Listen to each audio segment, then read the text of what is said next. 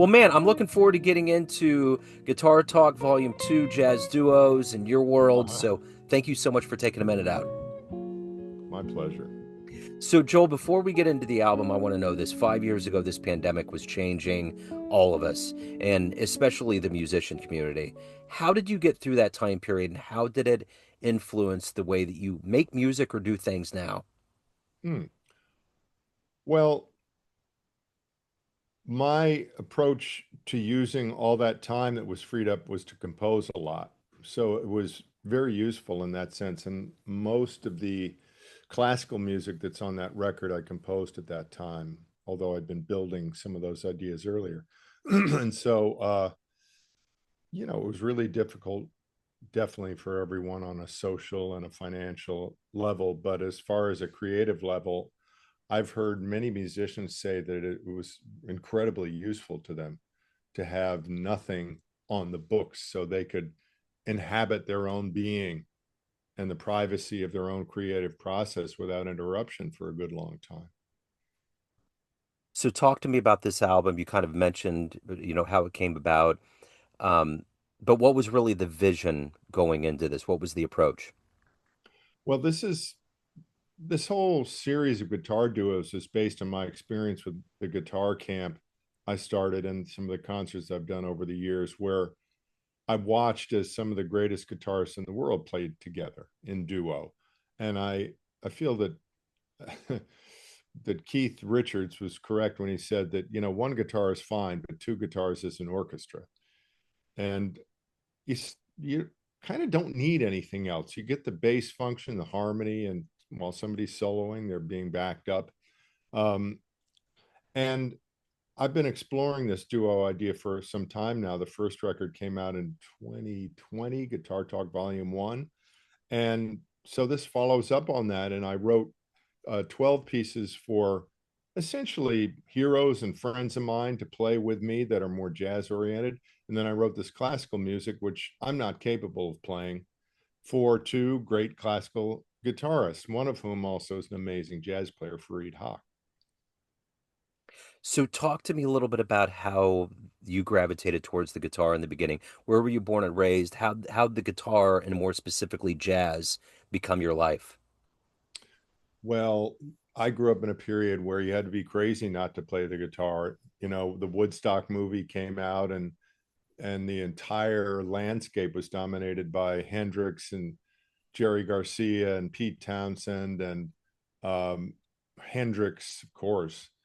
And it kind of continued like that for a while. All the most important songwriters to me seem to be guitarists. And, you know, being loving improvisation and getting into the improvisation and rock and roll, um, it was inevitable that I would start to listen to Wes Montgomery and, you know, Pat Metheny and Pat Martino, and gradually try to decipher this music, which is really so challenging. And, I never considered myself exclusively a jazz player because I've really had a very curious life in the arts and have been a part of many different explorations. But jazz has kind of became the foundation over time, mainly because I think it's the hugest container that we have that everything I'm interested in can fit in. Everything else is limiting compared to jazz. Jazz is wide open. And I'm interested in exploring that until the day I die, where some of those other types of music I was in seem to have a lifespan to them. So, what was the first live show that you saw, or the first guitarist you saw on stage that really excited you and made you think, I really want to do that too one day? The first live show, as far as guitar, was probably the Grateful Dead Yeah. when I was 14. And I didn't know what to expect. Some friends of mine had said, you should check this out. And it was near my house. Everything changed that day. It's funny. I had so many high school friends who it turned out were there that I didn't know were there. And we all talk about that. It was like blowing our minds. And, that was 1972, I think. And it's hard to imagine that world now. You know, that was Yep. so extraordinarily different at the time. It almost seems commonplace now. And it showed you that whatever you were being presented as the status quo, as the way things should be, was a tiny portion of what reality could be. And I took that lesson to heart and I started exploring and I haven't stopped. I went to Seattle in '95 and looked through their weekly, and it was friends of our family. I went up there and they were like, "Well, what do you want to do?" And I saw a Grateful Dead ad, and I said, "I want to go see them." And it was 6 months before Jerry passed, Oh, wow. and I had never seen anything like that in my life. Like from all of just the whole thing, the entire scene, the way they orchestrated the show, the Yeah. fans, it was wild. Like I'm so glad that I got to experience that. Nothing like it. And it's good you caught him while Garcia was still alive. And actually he was doing pretty good towards the end. You know, there were some pretty bad periods where the band sounded pretty bad, but yeah, nothing But like it. yeah, absolutely. So, who were some who were some early influences on you? Like it takes a while. Miles Davis talked about it takes a while to find your voice on your Forever. instrument, Takes and forever. yeah. Who were some people that helped you? Whether they were people you listened to or emulated or played with on the bandstand, who helped you find your voice? Yeah, I'm still kind of finding it, but I I think, you know, I was always really into composition, and so I think I started to find my voice as a composer first, and that seemed to take forever, because I was interested in music from around the world, various kinds, West African music and Indian music, and then classical. I studied classical music and jazz, and uh, so you know you'd have to separate those into two camps as far as writing and playing. Um, but I found that as a player, the people that seemed to have a lasting impact on me, and not just people I would visit, were certainly Wes Montgomery and Jim Hall, Pat Metheny, um, Hendrix, and you know there were so many others along the way, but those were kind of anchors. So let me ask you this: what is it that gets you up every day to continue to evolve as a musician? Just what do you like the best about being a professional musician? Well, I feel that it's an intersection with something that's closer to the truth of existence for me. When I really get deep into music, I feel like I'm in the midst of a conversation with what's real. And when I read the newspapers or I walk down the street, I'm just like, wow, this fucking place is crazy. Like Yeah, people are completely off their rockers yeah. in the world in so many ways. And it's, you know, we can smile about it as we kind of have to, but it's really serious Hmm. how messed up everything is. And so I feel that in some small way, if I can be part of that exploration and then share that with other people, at least I'm doing something as a teacher and a player that might just notch things into a positive area in some tiny way. I moderated a Q&A the other day for the Headhunters. They came to Kansas City. They had a Oh, Q&A and they had a show. And Donald Harrison was explaining in such a wonderfully eloquent way, and I hope someone recorded this, about how when you listen to music and you really get in there and get locked in, you're in heaven. The idea of yeah. heaven is this place where none Hmm. of this stuff that you're talking about, which is a complete clown show, absolutely off the rails, what we're going through right now as humans, Yeah. especially in this country.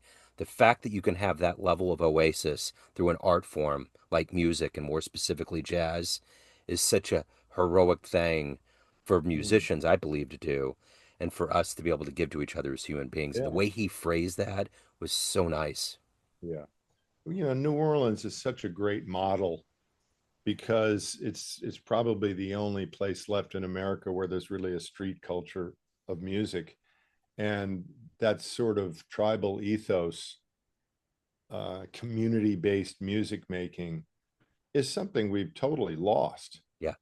in this country. And you can still find it in other countries, of course, but it's like you know, the more we can, in some weird way, the internet has become the tribal center, which is kind of awful, but better than nothing, maybe. Yeah. And so the more we can kind of connect to each other, which is so potent in New Orleans when you're down there, um, through music, the more we can relate as human beings. And you can toss around all the political slogans you want and choose your sides, but when the music starts, nobody gives a damn.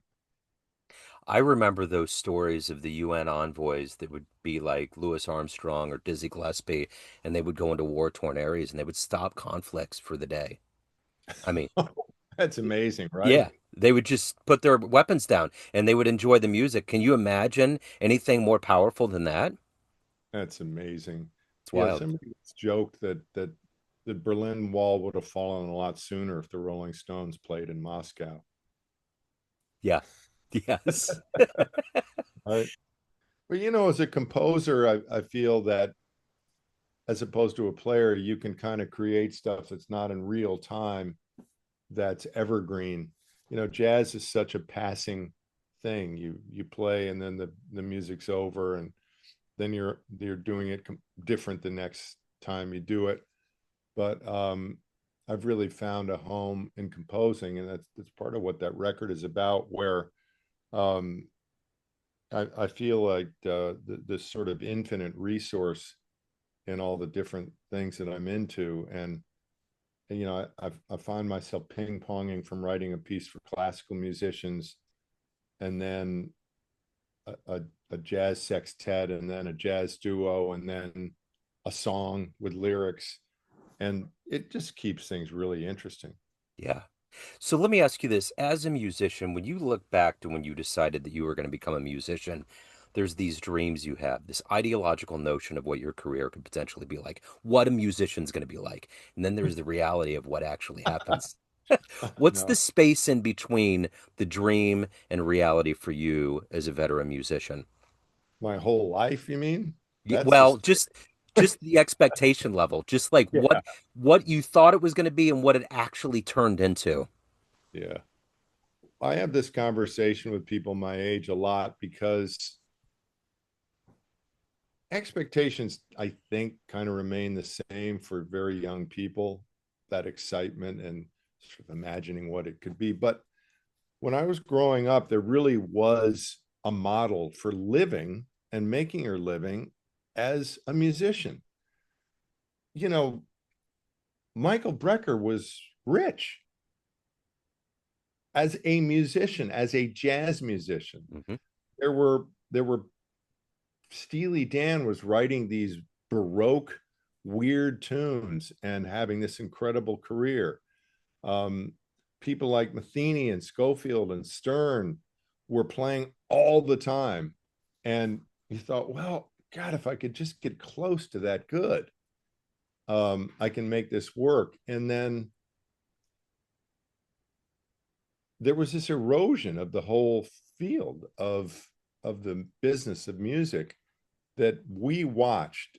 you know People my age were right on the precipice and just getting started to feel like we could do that. And then decade after decade, it just got worse and worse, to where almost everything is built up to block it now. It's amazing Yeah. in the business of music. And I would say there is still a lot of live music, thank God. But it's a very niche thing, and especially for jazz. Jazz is so unpopular in general that those few people who can actually tour and make money are so much fewer than anybody thinks who's in jazz school. They have no idea that their heroes are going out and losing money touring. It's mind-blowing, isn't it? Yeah.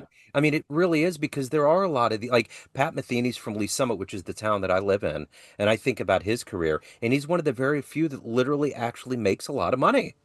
Well, nobody said you needed to make a lot, and of course, a lot of people have gone into teaching, and including myself, and that's really very great thing to do. And you always find a way, whether you're doing film scores or teaching, or you're doing soundtracks, or you're doing loops, or whatever the case may be. But it really showed the thing that I go to over and over and over again.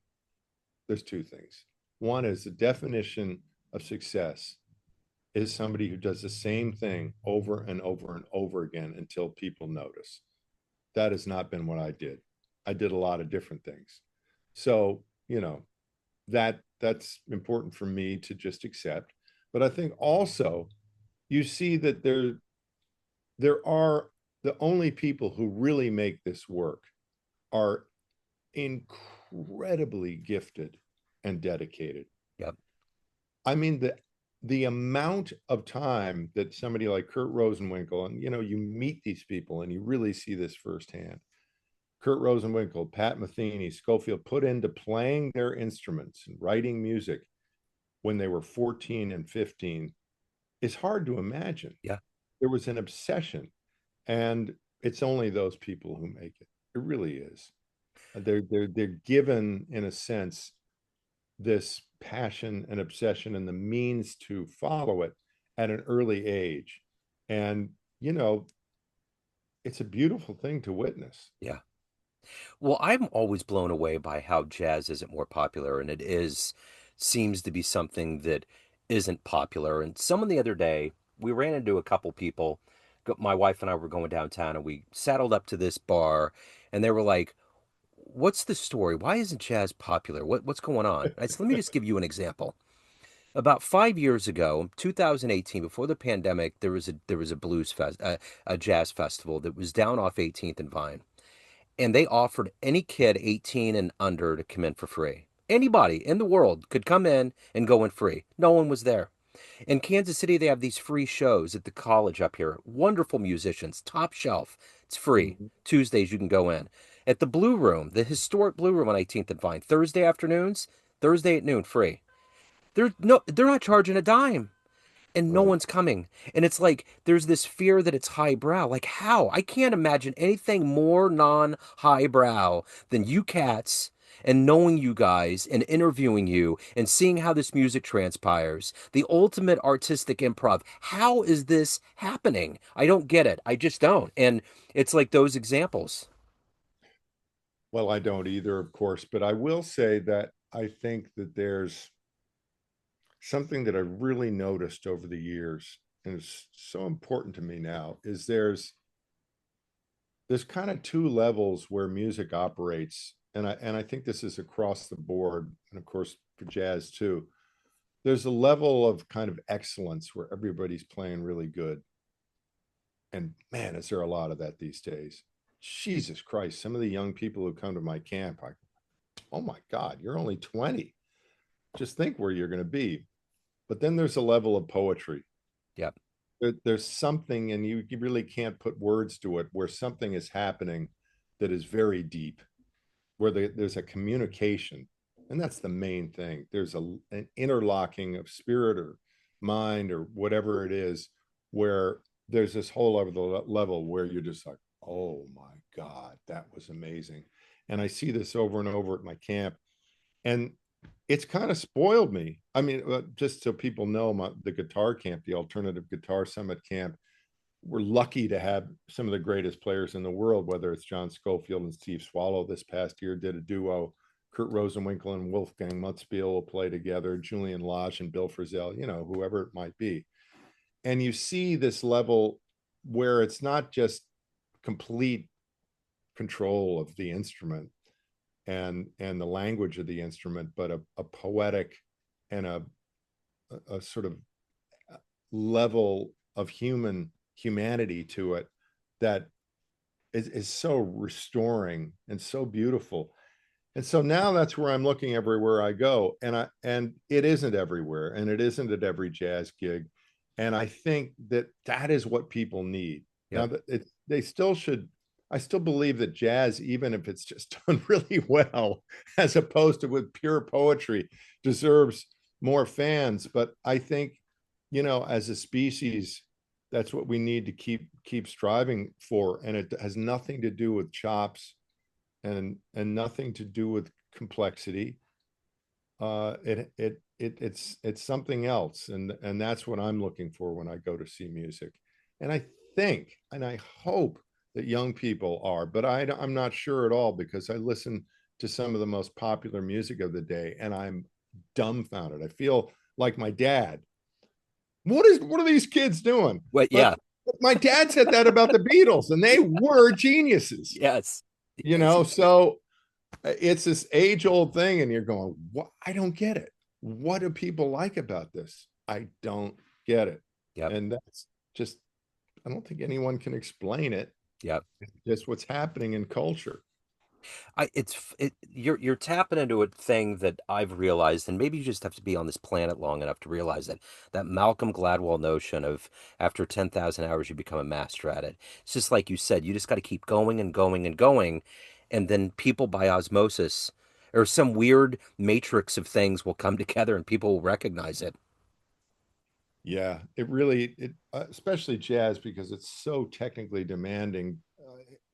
It's not a part-time thing. Right. All of the great play, there's various quotes I could trot out about that, but I have friends who we might consider like some of the greatest guitarists in the world, jazz guitarists in the world, and we talk about it, and it's like, when I get, this person might say, when I get off into composing for 3 or 4 weeks and I don't play any standards or sort of practice that jazz language, I, I'm a little rusty for a couple of days. It takes me a second, and Yep. it's unbelievable. We got to Yeah. remember that the people who made this music, what it is, we're still trying to emulate, played it every day, and they were getting paid to do like 4-hour gigs. Yep.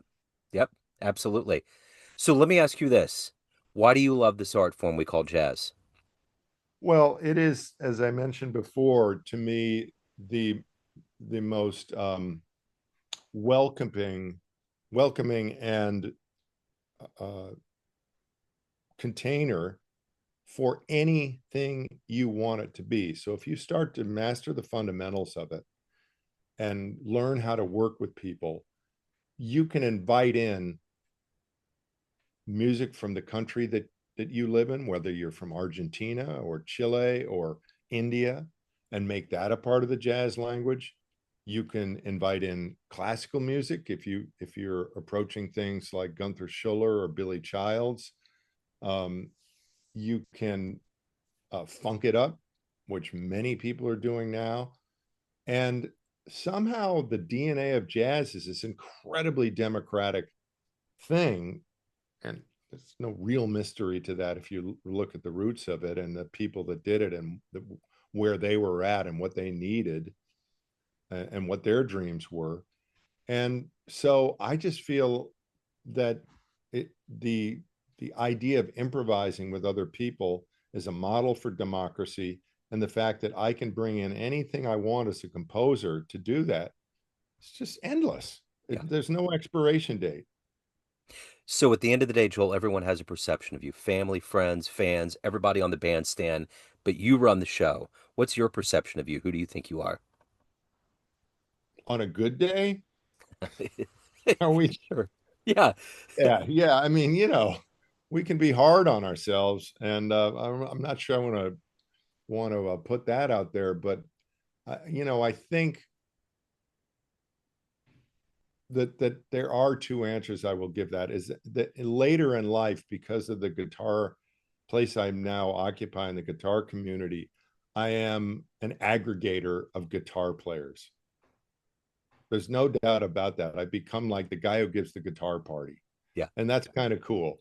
And Yeah. I think people do appreciate that, not only students but fellow guitarists. So I'm at the center of this guitar universe that really is very gratifying.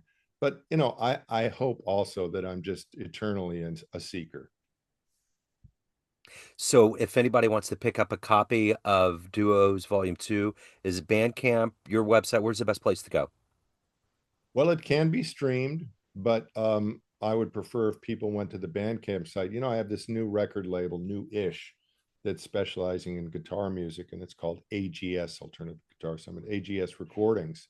And yes, we have a site on Bandcamp with we're putting out music by young artists, and that's really exciting to me. And you know, some people like Max Light and Greg Belisle-Chi, and upcoming is Emmanuel Michael and Ben Garnett and Anthony Pirog also.